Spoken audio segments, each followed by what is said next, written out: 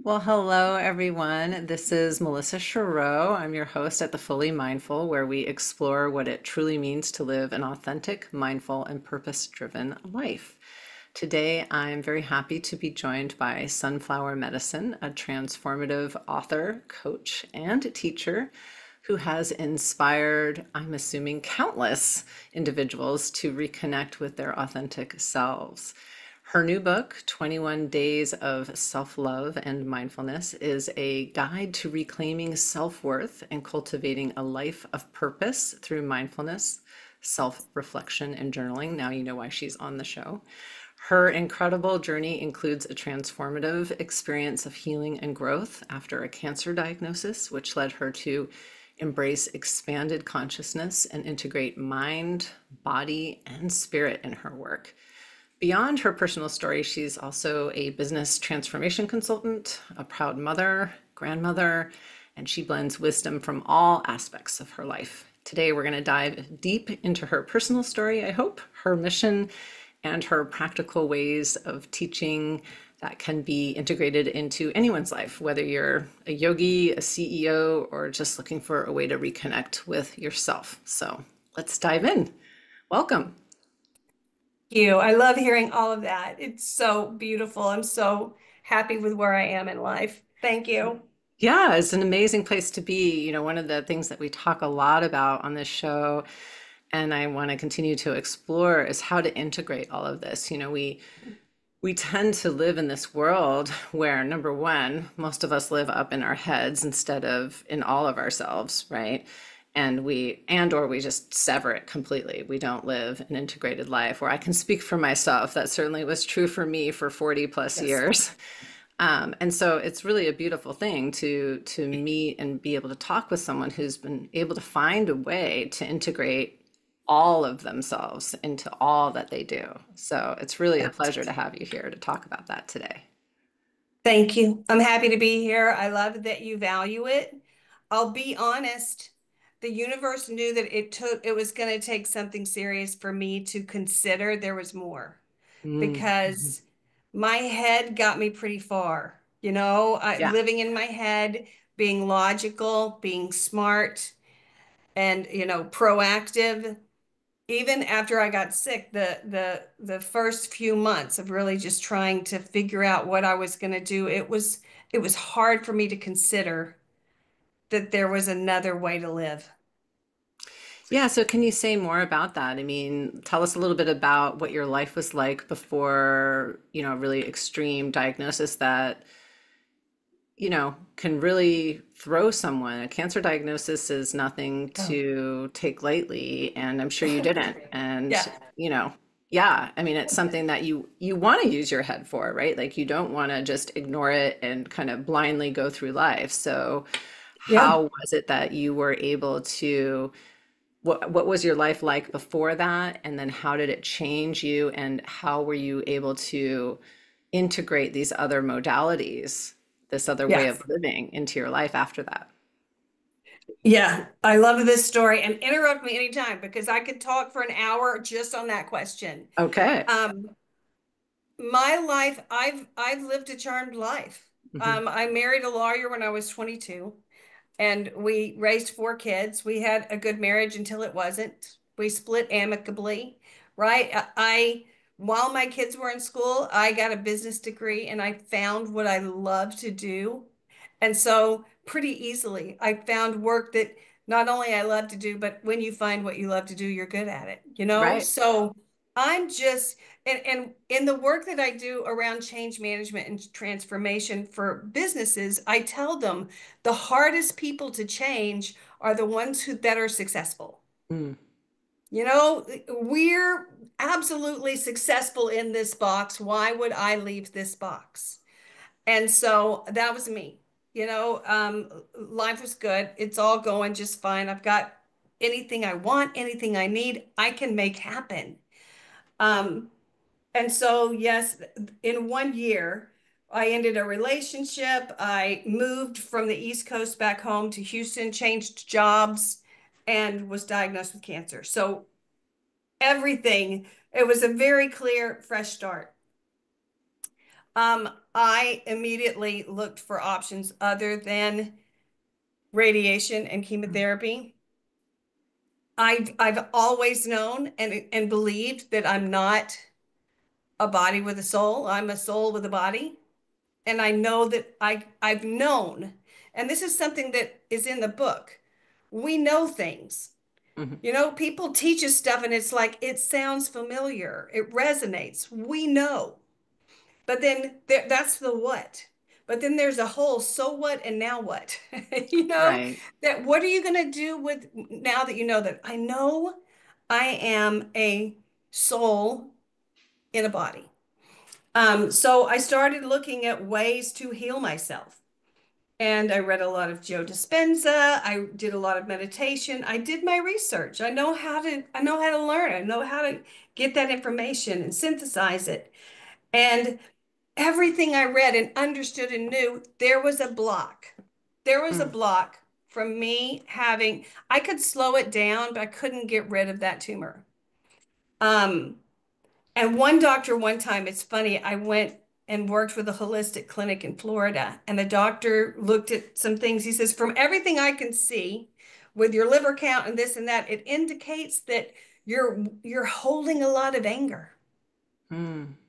And I'm like, I'm a cheerleader. I've been a cheer. I don't do anger. Hmm. And his response was exactly.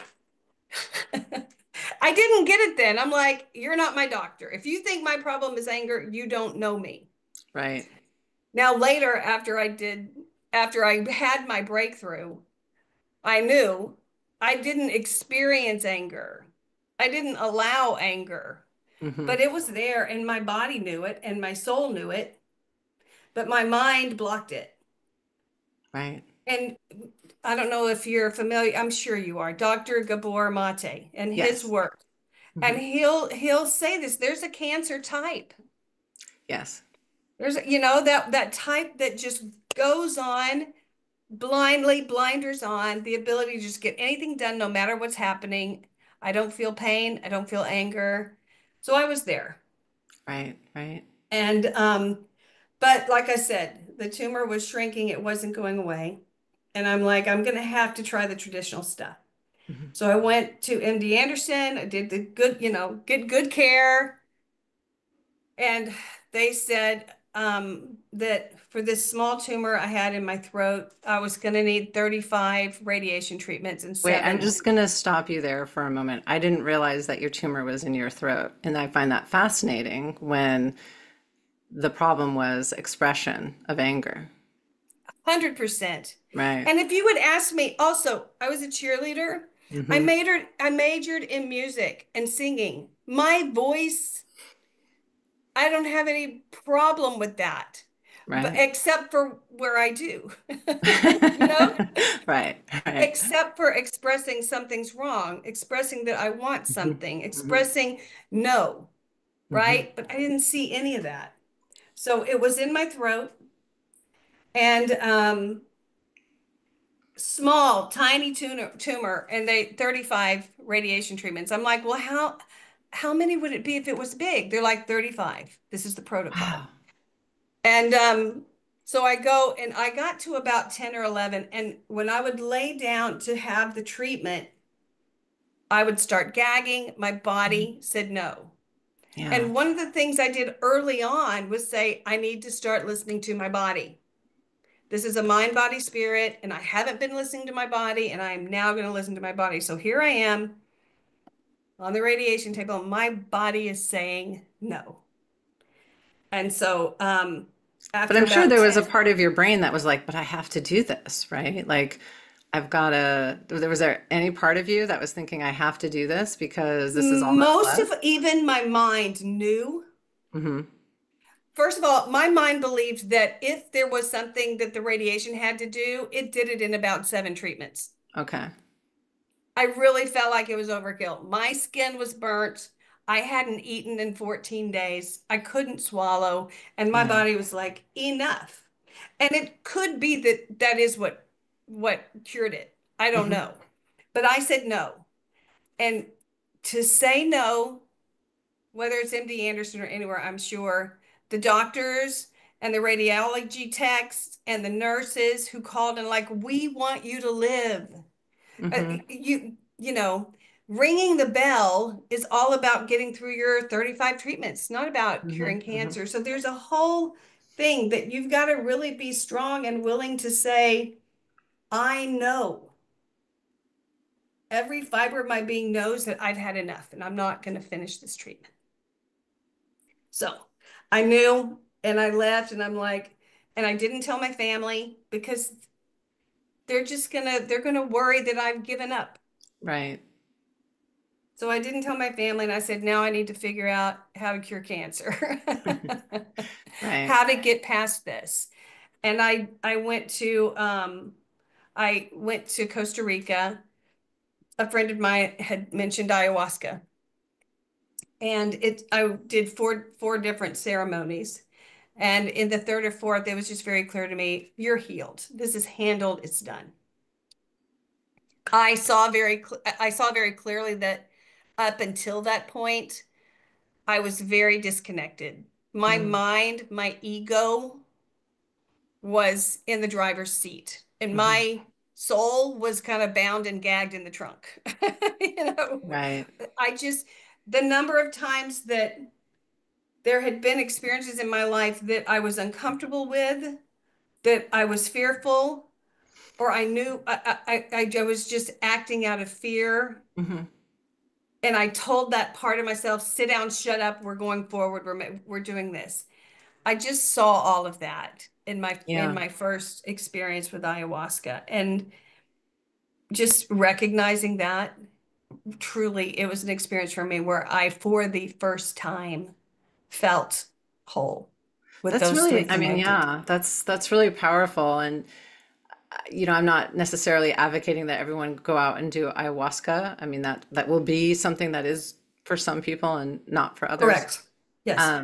But that is an insight that I hope everyone can come to at some point, because I do think that is something, at least in the Western world, that we probably all experience to some degree or another, or some of us more than Yes. others, particularly women, but also men.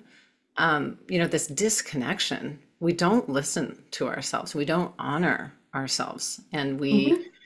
say, oh, that's not important, or, something else is more important. And I love the metaphor, the analogy that you used about, putting the rest of yourself in the trunk and just dragging yourself around. Like, don't listen, compartmentalize, You're just right. shove it down. Sit down, shut up. Yeah. Yeah.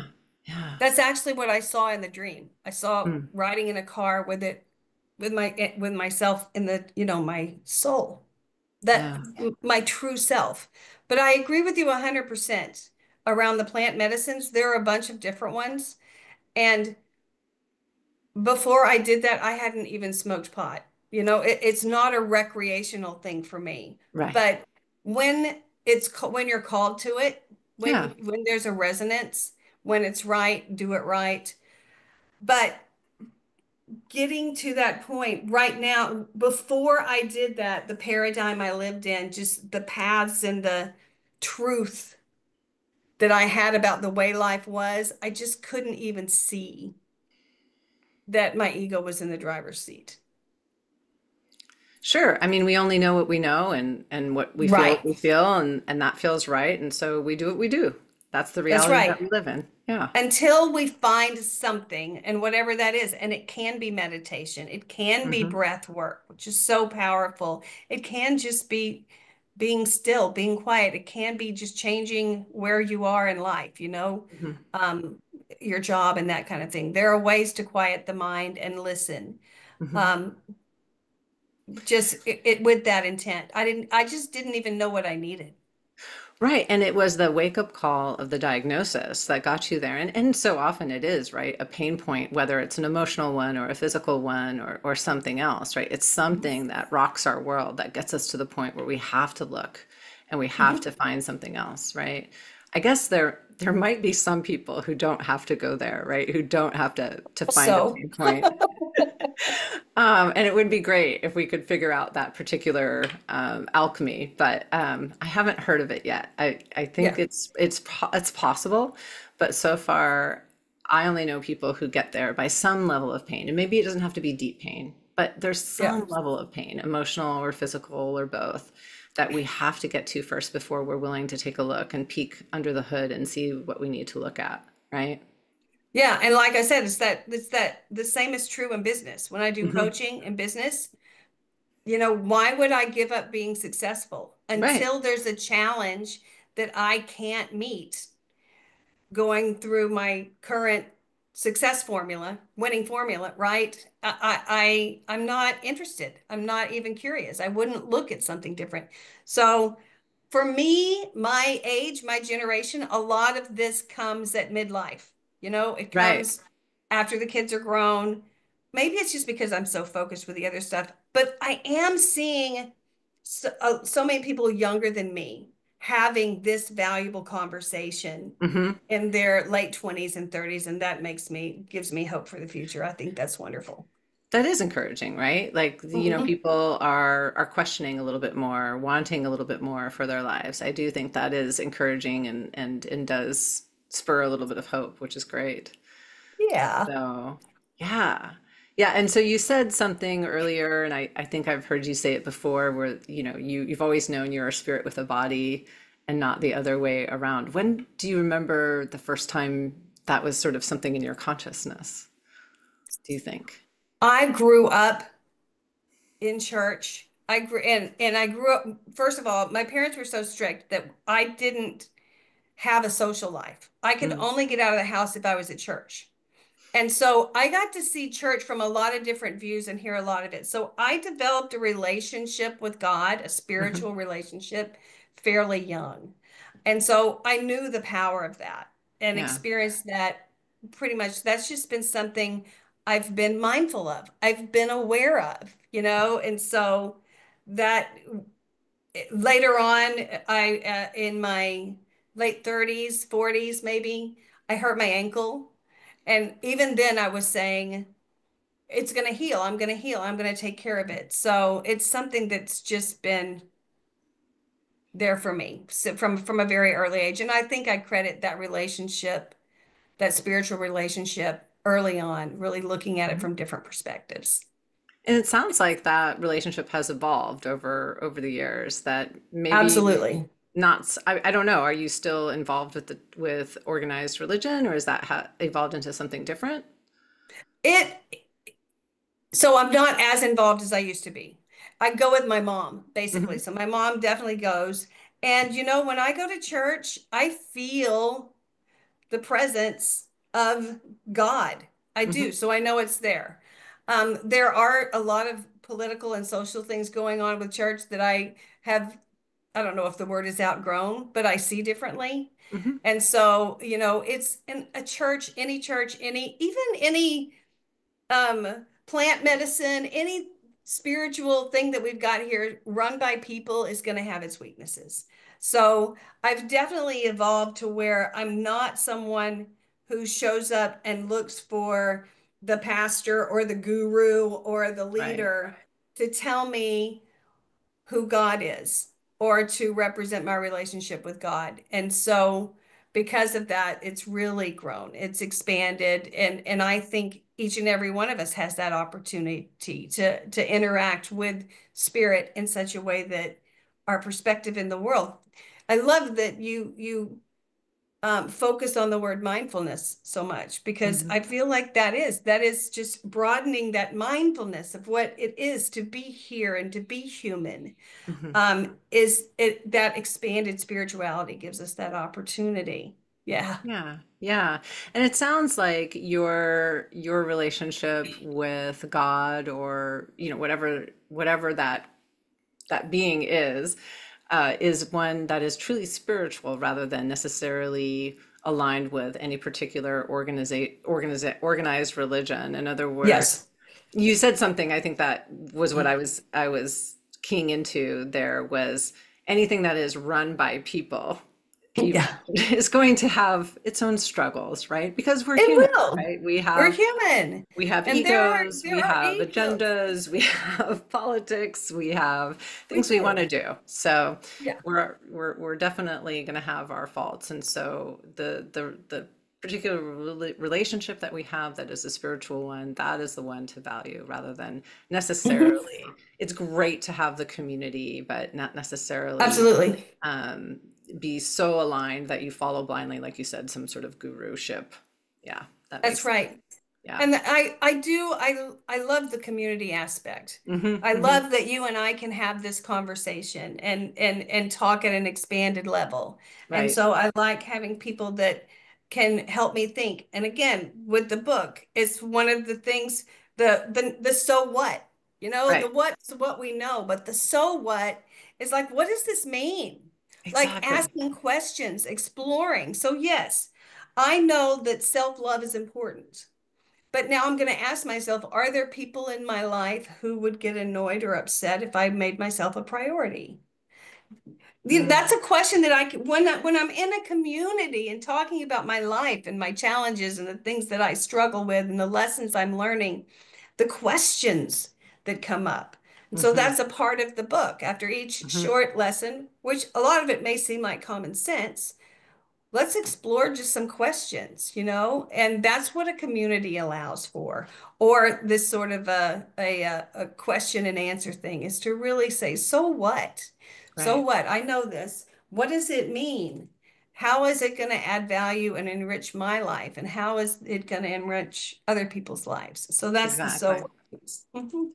Yeah. And I mean, you talk a lot about too how people like yourself, when you were originally maybe not prioritizing at least some of your own needs, right? Putting some of Absolutely. yourself in the back, in the trunk Yeah. of your own car, so to Mhm. speak. And so how does mindfulness or self-care and some of the things that you advocate for, how does that help us overcome this guilt or about placing ourselves first, right? Right. About actually having some sort of sense of self-worth and reclaiming that for ourselves. Part of it, I think, starts with the paradigm we live in. Because again, the people I talked to when I was looking at healing myself from cancer, I really thought I had it figured out. Mm, It was not clear to me that my life was devoted to controlling everyone and everything around me. And that a lot of the people that I helped didn't feel that help. They felt controlled. I sure. never saw that. And so expanding the mindfulness, stepping out and looking from a different perspective, Mm, looking, it allows you to see, oh, there's more to life. right. So that's the first part is the paradigm we find ourselves in. And then we start to say, well, what would it even look like to love myself? Because I thought I was doing that. Hmm. Hmm. And one of four kids. My mom had four kids under five when she was 21 or 22, right? So we didn't want things. It was scary when we needed things, right? I felt Right. like a burden when I needed something. And so to find myself in my 30s, 40s, 50s and asking myself what I want, this is a new conversation. What does self-love look like? I'm just supposed to not be a burden, right? Right.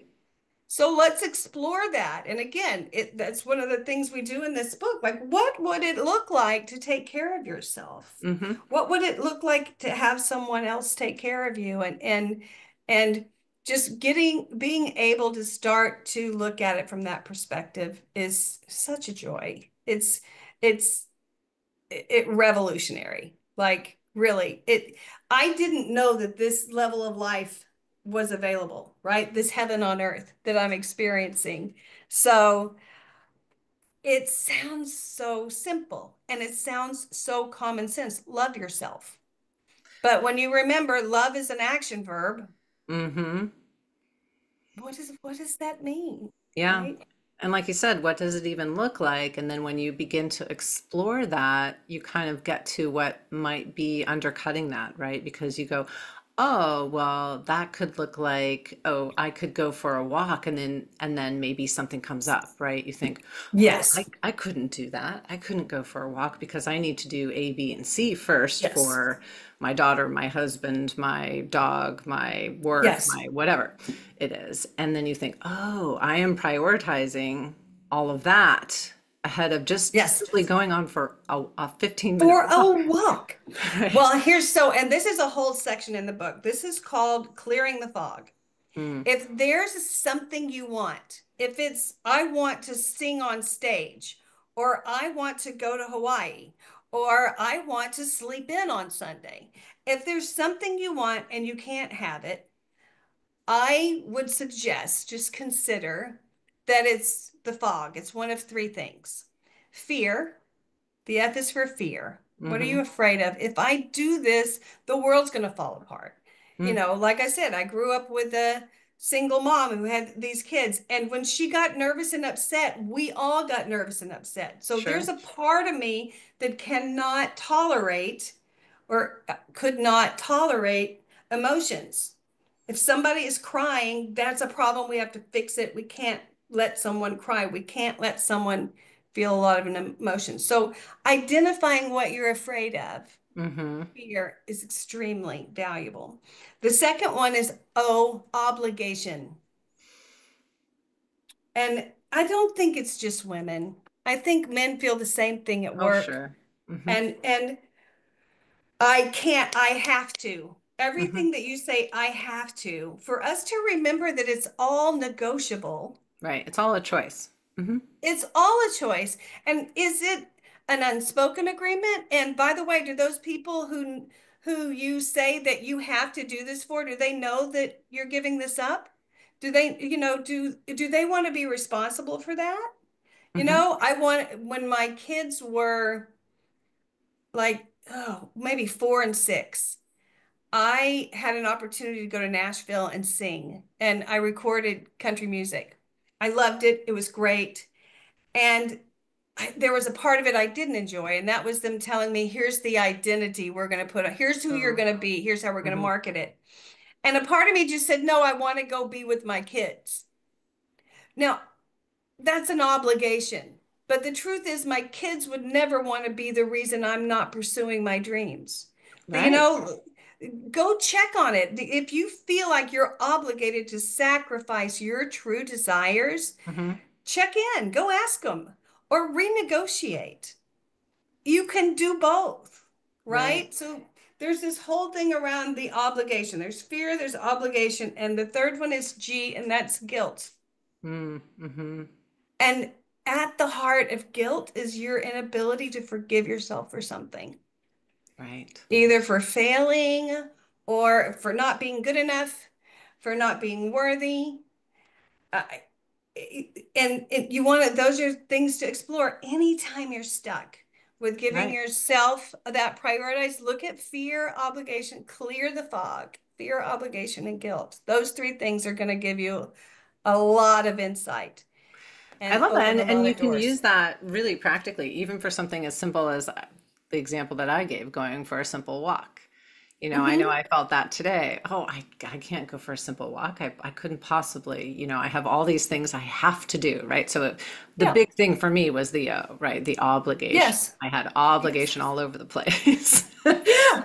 But Which, yeah. yeah, And the truth of the matter is, you can go on a 15-minute walk and be so much more productive when you get back, right? 100%. In fact, to use an example, yesterday I also had obligation all over the place, and I chose to go on the 15-minute walk, and it was delightful. And I ended up being a lot more productive and a lot happier about it. And so it really can be that simple. And it's really easy you don't have to spend 30 minutes journaling over it. You can That's really right. just kind of check off the box in about 30 seconds. Your little fog list. I love it. It's very practical. Yeah. Thank you. And that to me is being mindful. It is. When hearing what you say to yourself, Mm-hmm. hearing when you say I can't, and Mm-hmm. questioning it. So yeah, that's beautiful. Yeah, I like it.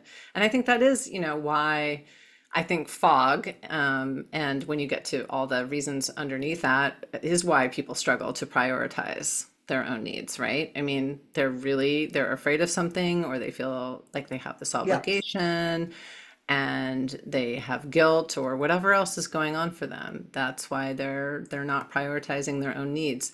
And a lot of times I'll run into all kinds of people who will say they will convince themselves that they are really watching out for other people. They'll make themselves a bit of a martyr, in fact, right? Like, Yes. oh, I'm And doing that's this part for of the all the cancer other type. people. Right. Yes. But there is an identity. And as a mom, nobody else put this on me. But Hmm. as a mom, I take so much pride in the care that I took care of my family, and how Yeah, well I raised my kids, sure. all well and good. But I also took pride in the soccer team that I coached. And I also took pride of that's all well and good. And they're all choices. Hmm. They're all, nobody said you have to be perfect. You have to take care of these people. And honestly, at some point, I realized that it wasn't as generous of me to think I had to take care of some people. There were people in my life I'd be like, oh, I have just got to do this because they're going to do it wrong. And that wasn't generous. Right. Yeah. Yeah. Right. You're taking away their opportunity for growth. For Yeah. growth and for Hmm. expression. Hmm. I have a great story with when my kids were like maybe 9 and 11. I started my MBA program, and my husband, I think I mentioned, was a lawyer. He was a managing partner at a law firm. Workaholic, yes, check. He worked all the time. And so I did a program that was Friday, Saturday, Sundays. And we had to talk, and he was like, go do this. You can do it. I can help with the kids. I Hmm. can and I will. And I'm like, all right. Hmm. So, like, the first Friday night, I go to class. It's kind of in the fall. He takes the kids to their fall carnival or whatever. I get home about the same time as him. And he comes in and the kids aren't with him. The girls aren't with him. I'm like, where are the girls? And he says they're spending the night with friends. And I'm like, well, that's awesome. Who do they spend the night with? And he's like, you know, the tall guy. And he doesn't know their names. And he Oh my can't goodness. tell me who our kids are spending the night with. And I'm like, unacceptable. This is not how you do it. This is not the right way. So I gave them the hardest time. Kids got home the next day. But a few weeks later than that, our youngest had fallen off a horse, had hit her head. Mm. She had a hematoma. She needed emergency brain surgery. Oh my goodness. He dealt with the pediatrician. He got her to the hospital. He saved her life, Yeah. like while I was at school. And then, Fully I capable. got Yep. there. He doesn't do it like I would, but he does it. It was fine. Yeah. And that's just such a lesson for me. I still do that when I work with people and I'm like, they're not doing it like I would do it. And I remember that. But Right. yeah, you got to let go. You got to let go and let people do it the way that they would do it, right? They're always That's going to do right. things a little bit differently. Yeah. It's their expression. It's such a good, I guess, maybe segue. I was going to ask you how someone with a really busy or demanding life integrate self-love and mindfulness practices in small and meaningful Mhm. ways. So I was thinking about your husband, and then obviously you, when you were doing your MBA and had, still fairly young children, and you were Yes. obviously, very busy, and you're busy now. And so how Mhm. do people like us integrate self-love, mindfulness practices in real ways on a daily basis? Good. And it's funny because a lot of the plant medicine that I go to, a lot of the people that I talk to who do ceremonies, who do meditation, they're two different people. Mm-hmm. Like they'll go do the weekend, they'll do the retreat, but then they go right back in it. And Mm-hmm. it's like it's hard to cleanse the toxicity, right? And the only way to integrate, is to make it a commitment, to call it out, to be mindful of how you're spending your time. I believe, and I write about this, that energy is currency. Yeah. And our energy and how much we have, how much we spend, to be as mindful of that as you are about the money that as you are about money. I know how much money is in my bank account. I know where my energy level is. Mm-hmm. So that's a part of it, recognizing that your biggest, most valuable currency is your energy. And it is maintained, it is managed through these mindful integrative practices. And the second part, and this is another story from a shaman, and again around the kids, I learned so much by being a mom. Mm-hmm. So one of the shaman, I asked her, how can a mom be happy when her kids aren't? Mm. Was going through a thing, and this was my codependent. Like, I can't be happy. I have to help my daughter. She needs this. She needs this. And I know that it's not healthy for us to do this thing, but she needs it, So I'm going through Sure. this, and I'm in a ceremony, and I can tell there's something I'm not letting go of. And that's what came to me. I'm like, but how can I be happy if she's not? And what the shaman told me was, you can't make your daughter happy, and Mm. you can't make her make healthy choices. All you can do is show her what healthy looks like, what Right. happy looks like. And I started doing that with my daughter. It's been wonderful. But let me tell you, I take that everywhere. Mm-hmm. I can't make people integrate self-love and mindfulness, but I can show them what it looks like. Right. Right. Right. And I'm not, as much as I want to impact people and tell them what I'm learning about my journey, it's just not as valuable as showing them. Mm-hmm. So yes, for yourself, manage your energy. But if you want to impact other people, just show them what it looks like. You doing that is going to impact other people doing it, I think. 100%. And, I forget, Jack Cornfield had the title of his book, and I forget, I think it's called After the Ecstasy, the Laundry. And I think like that's perfect, right? Like that's, it's like, you have to be a householder. I mean, you don't have to be, but that's how we do it, right? We don't go off and do a retreat and then come back and then we're an asshole, right? Like you have to integrate it, right? And you don't go, and I honestly, I mean, I really honestly thought, I mean, I'm a lawyer. I practice law, and I also do this. And for the longest time, I thought the two had to be totally different. I really, really did.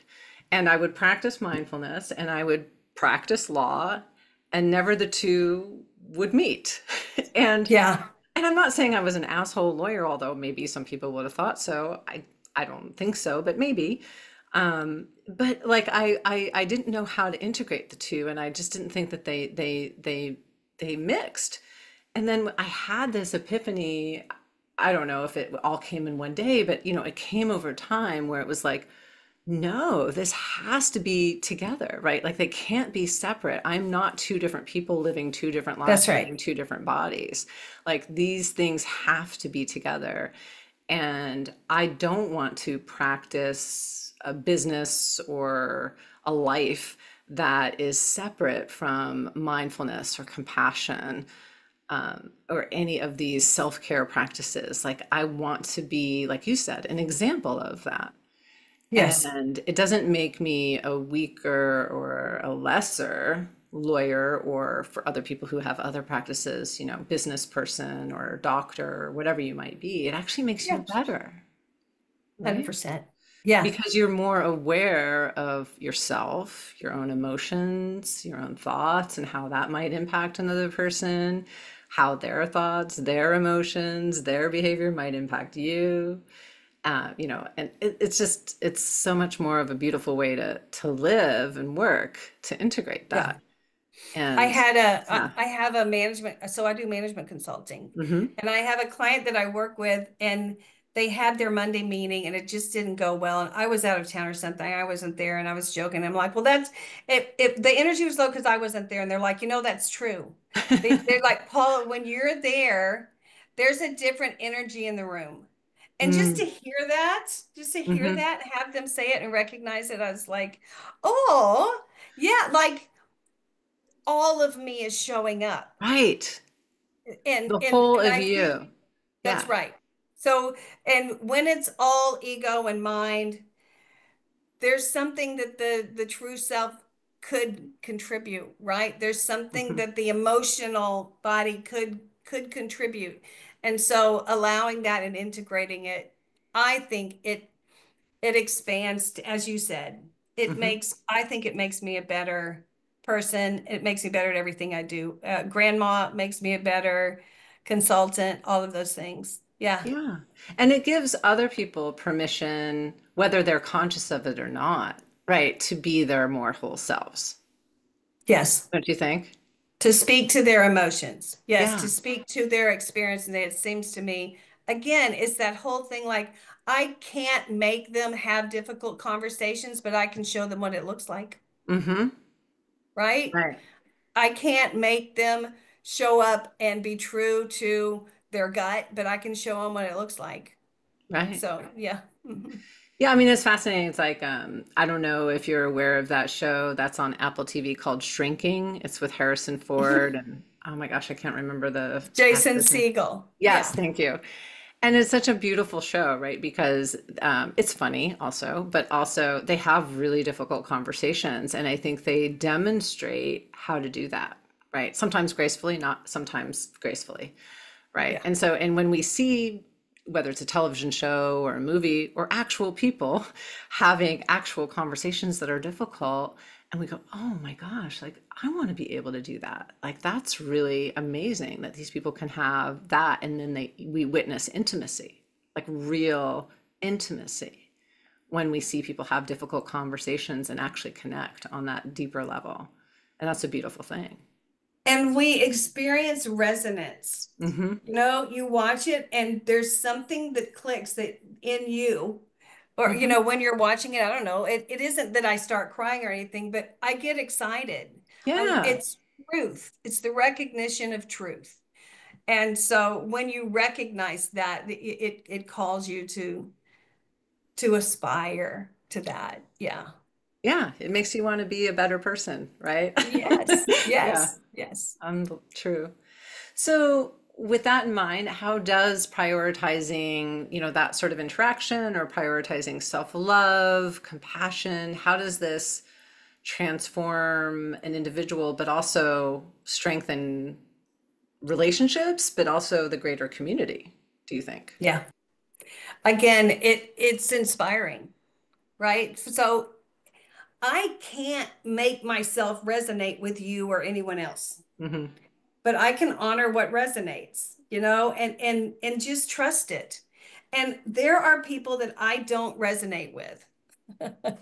I'm okay with that. Yeah. And I don't know that I would have been okay with that 15 years ago. I would have tried it a little harder and given them a little more energy. But so I would say trusting that resonance, Mm. looking for and checking in on, am I aligned? Right? Am I aligned? My mind, body, and spirit all playing a part here. Hmm. Take Doing it for yourself is the first step. To try and do it for them without handling this and integrating it in your life, you're going to get stuck and the ego is going to probably take over. In my experience. So that's my recommendation. The first and most critical part is to bring mindfulness to yourself Mm. and show what that can do. And I think, as you do that and you bring it to your kids and your grandkids, my daughters at first did not, they didn't even know what to say about my journey. Like, who are you? What's going on? There wasn't that big a change, but it was weird talking to their mom about plant medicines, right? Sure. And so we don't talk about that a lot, but we're to a point now we can talk about a lot more emotional Hmm. maturity. We can talk about spiritual fulfillment. And so just living it is the most important part of building the community around you and letting people know what to expect from you. There's another thing that has been a lesson for me, and I'm still on it, but it's setting boundaries, Yeah. right? When I know and recognize that this doesn't fit, it doesn't resonate, it doesn't feel right, being able to say no. Sometimes it's with work. There Hmm. are clients that I've worked for, that I know that the work I'm doing isn't what I want to do. Mm-hmm. And sometimes I'm like, this is what we got to do because mama needs shoes, right? But Sure. the other side of it is I know there's something else I'm supposed to be doing. Hmm. And I've gotten the message, I've received the message, this isn't right, and I'm going to set boundaries. Or, maybe I just go to them and say, I'm only going to work this many hours. But being able Right. to say, this is what is true for me, Hmm. allows me to live a life that then sets the example for the people around me and the collective. I wish I had the words to explain it because I feel like it's outside of our current mental paradigm.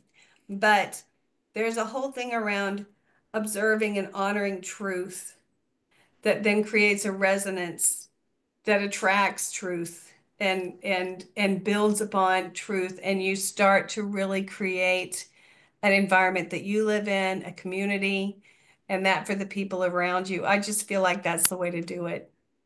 Yeah, I mean, you're living your own integrity, and then I think that inspires others to live in theirs, and then it ripples out. I think that's beautifully Yeah. said. Yeah, And there yeah. may be people who aren't. I had Mm, I had a friend who actually lived with me, and we were having some friction. It wasn't going well, and we had a conversation with like, this isn't working. mhm. And she got offended. She got her feelings hurt and she left and she stopped speaking to me. And that's okay. Yeah, that I mean, that can be sometimes that is the result, right? But Yeah. you still lived in your integrity and And she's living in hers, and I'm not right. going to judge that. And this is where Yeah, it is. Yeah. yeah. So it doesn't mean that it's all unicorns and rainbows for everybody necessarily, but Yeah. it is living in truth. Yeah. Yes.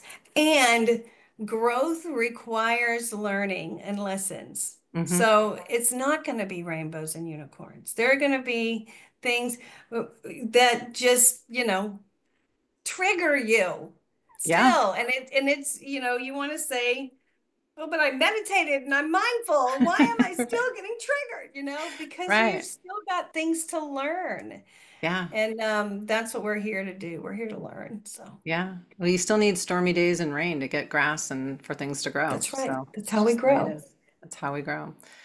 So, what are you hoping that listeners take away from your story and your book? I know we didn't get into some more of the details of Yeah. your book, but um, that's because I'm hoping people will just read it. But what are I you hope they hoping do. that listeners take away from your story, your book, and from this message of self-love and compassion and self-worth and Yeah. mindfulness? I'm just hoping that the people that are listening, the people that I touch, the people that I impact get to experience and know joy Mm, and the full experience of being human, right? That there's no competition, there's nowhere to get, there's nothing to win, that there is mm, right here, right now, and it's beautiful and it's powerful, and you have everything you need to do that. Um, there's the what, the so what, and the now what, right? So exploring all of this, getting inspired, feeling resonance, and getting to just take on life and getting to that point where you can say, oh, I want something. I want something, and then go for it. I'm gonna want more. I'm yeah, gonna want more in life, and I'm gonna go for it. So at the end of the day, bottom line, that's what I would hope for. People want and go get more. Yeah. love it, love it. Thank you. Um, Well, speaking of which, maybe you could leave us with maybe one of your favorite ways to practice mindfulness in your everyday life. Well, I love a breath work. Mm, mhm, Breath work is one of my favorite things, and I've found a few different um, YouTube, things I can listen to at night. But my preference is to find a way to do it in person. mhm. And as far as my favorite practices, breath work is up there, top three. Yoga Yeah. is top three because now I'm telling you, 15 years ago, yoga was an athletic exercise. Yes. I did not feel energy in my body, but I'm to a point now where it is truly a spiritual experience and I love it. So And the third one is journaling. We already mentioned that. But that's the Yeah, now what. When you get the what and the so what, and you get to explore and get these fun things that are fun to talk about. What are we going to do now? What am I going to do different? How is this going to like move me forward? What am I going to do? So, yeah, I like journaling and writing down what I think, what I feel, what I want, and what I'm going to do next. I love it. So tell us where people can find your book, where they can find you, and then maybe if you have anything that's kind of up your sleeve and coming down the pike, tell us about that too. Awesome. So my website is sunflower-medicine.com. Go there, you can find all about the book 21 Days Self-Love and Mindfulness. You can go to Amazon and buy it as well. And it tells you about my new book that I just released in November that's called Midlife Medicine. And I've mentioned that I've had a journey with the plant medicines. I've explored several different types. And just for people who are curious, like what's the difference between an ayahuasca ceremony and mushrooms? And Mhm. so it talks about what a ceremony is, what the background is, how important it is to look for the right people and how to find a safe environment to do it. So all of those things are on my website. That's what I'm talking to people about. And I'm just so thrilled to get to expand my community and talk to people who speak my language. Love it. Well, I'm so glad to have had you on and hope to have you on again, and we can talk a little bit more about your other adventures and other modalities that you've explored. It would be great to have you back. I hope we get to talk again soon. Happy New Yeah. Year. Yeah, to you too. Thank you. Thank you. Awesome.